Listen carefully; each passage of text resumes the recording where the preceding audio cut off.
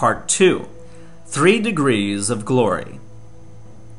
The ancient Temple of Solomon was built following a threefold structure that represented the increasingly sacred gradations of space in the cosmos between man on earth and God in heaven. These three levels can be seen to correspond with the restored church's doctrine of the 3 degrees of glory. From what we know from the existing descriptions of the Temple of Solomon, the temple complex was divided into the temple courts and the porch, which can be associated with the material world, the Great Hall or the Holy Place, which represented an intermediate realm between heaven and earth, and the Holy of Holies, symbolizing the spiritual or eternal realm, which was the dwelling place of God.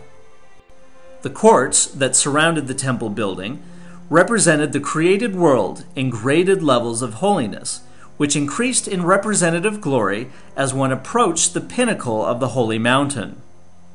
All objects of worship found in the inner court were made of bronze, in contrast to the gold furnishing found within the sanctuary.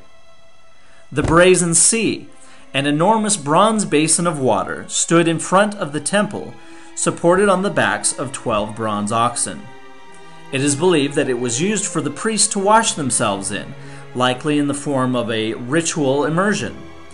It was meant to represent the deep, the primordial sea from which the creation arose. The cosmic sea was imagined as surrounding the created order, which was represented by the temple building. The containment of the raging sea was a sign of Yahweh's power and primordial victory over the chaotic waters. The bronze sea may also be seen as a symbol of the fountain of living waters that flowed from Eden, with the 4 sets of oxen representing the 4 rivers flowing forth to water the whole earth. The oxen also represented the 12 tribes of Israel.